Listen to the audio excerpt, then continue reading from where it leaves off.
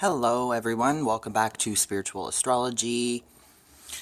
I'm finally continuing my Venus series. It's been a long time. If you're watching this as I uploaded it, I understand. You don't need to tell me. I feel bad about it. But I've wanted to wait until I was at a point where I felt ready to make the video. Anyway, Venus in Sagittarius is very good. There's too much good here. Venus is good. Sagittarius is good. It doesn't mean... Now, let me explain the goodness of Sagittarius, because I feel like Venus kind of emphasizes goodness and Sagittarius emphasizes expansion. That is the goodness that Jupiter brings to Sagittarius. Now, you put Venus in there, which is the lesser malefic. And I feel like people with Venus and Sagittarius dream too big. Because Venus is meant to be kind of calm and, in relationships it's supposed to be balanced. But Sagittarius doesn't like balance. It likes things being big, over the top, overly optimistic, sometimes overly pessimistic. It's just dramatic. So Venus here, you're going to be attracted to dramatic relationships. There's going to be some drama. There's going to be some issues with boundaries. So if you're dating someone that doesn't have any Sagittarius in them, they're going to think that you're a bit over the top. They're going to maybe laugh at you and you're going to be like, what? Because you don't see an end to anything. You kind of think emotions go on forever, feelings go on forever, romance goes on forever. It's just a lot. So this could be good because, you're going to be a romantic. You're going to kind of take... you're going to take romance religiously, because anything in Sagittarius is religious. I personally have Mars there. I'm sorry, I'm eating. Actually, Venus and Sagittarius, you guys probably like to eat. You probably like to have fun. You probably like to do everything all the time in big ways, expansive. Like, that to you is romance. That to you is love. But I have Mars in Sagittarius. So for me, anything Martian is very much exalted. Anything in Sagittarius, you kind of are a bit over the top. Because I have Mars there, when I get angry, I don't give a shit. So in love, you just kind of don't care. You don't care about all the bad stuff. You just want to see the good stuff. You just want everything to be peachy keen. Unlike, my last video I made, Venus and Scorpio. Venus and Scorpio people kind of want things to be a bit more intense, but you want things to be over the top. So like Sagittarius Sun, they are a bit egotistical. Leo kind of has that, all the fire signs are a bit full of themselves, come on. And it's not in a bad way. Because fire signs bring goodness. It's light. It's life. Whereas air signs kind of bring death in a way. So I have Aquarius rising. So I come off as cocky. Whereas Leo comes off as arrogant. Because for me anyway. But Leo energy is just like, I'm amazing. Right? And it doesn't seem to understand that that's fucking prickish. That, like, and Sagittarius can kind of... Basically, your opinion on love as a Sagittarius Venus is that you think that you're right. And that's it. So if someone were to question you, you're going to be like, this is romance, this is that. And then someone might have another opinion and you're going to be like, well, you're wrong, but whatever. That's Sagittarius. Sagittarius is the preacher, the philosopher, and the university professor. I'll start with P. But, like, Sagittarius are good with all that stuff. You're interested in philosophy. You want to have a relationship that doesn't have any boundaries because you want to talk about bigger philosophical crazy things because you want to go there. You don't see any point in not going there. It's there, might as well do it. Kind of like traveling.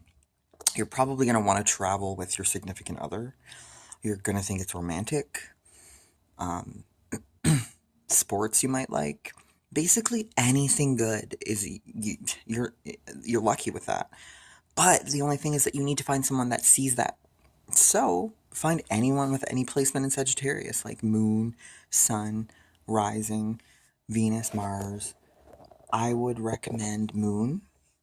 Well, I mean, I just love Sagittarius moons, but you would probably have the best conversations and like just be in awe of them. Kind of like where I have Venus in Aquarius. So I'm in awe of people that are willing to be open minded. And Sagittarius and Aquarius, although they're both very good, loving, worldly people that love to teach and love to bring goodness and kindness to the world, both of these signs basically are stubborn as hell and think that they're right all the time. So that's the negative side of Sagittarius. But the good thing is that you don't like to cause arguments. You just, you want things to be good. I recommend travel. I recommend you visiting Australia. I recommend you visiting, maybe Italy. But like Australia is ruled by Sagittarius, so then that energy would just really it would open your eyes. Like if you've been living in a place that doesn't allow you to roam freely, do it. Because it'll just be good. Because your Venus is there. Venus is all about enjoyment, just the simple things in life. And the simple things to you are the crazy, adventurous, big things. So, it's just good here. Like, I like Venus here. I mean, it's not the best place, but it's not the worst place.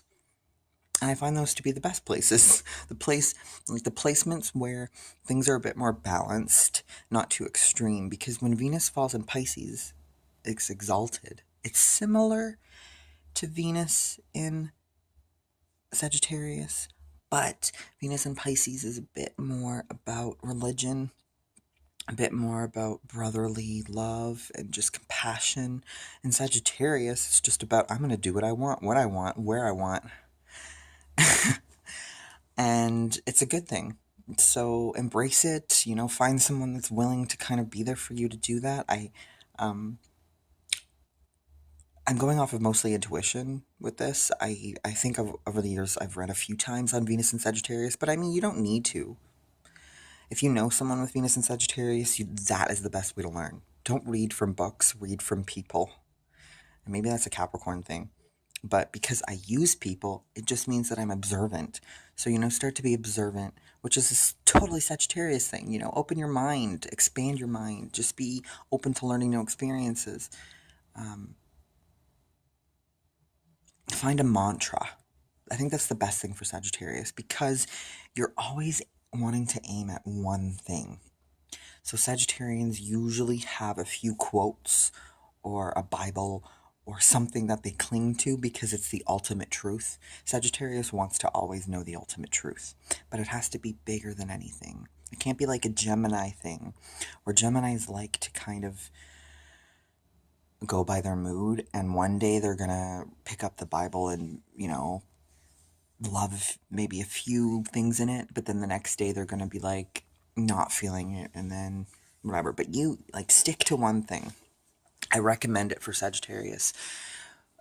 Always expand your mind. Don't stay in that, the worst thing a Sagittarius can stay in that negative mindset where they think they're better than everyone, which is what Sagittarius does. And Capricorn is like that too, in a sense. I'm a Capricorn, but Sagittarius can go off and just basically, when they lose their, like I have Sagittarius Mars, so when I get angry, I'm right, always. And I'm not saying it's a good thing, it's just part of my personality. I'm a know-it-all, and that's the trap that you can get into in a relationship, is kind of be the person that thinks they know everything. Don't do that. Rather, put a positive spin on it. Go on vacation, find a romantic getaway, open your mind, have a conversation about the stars, the planets, existence with the person you love. Okay. Thank you. Thank you for watching. Bye.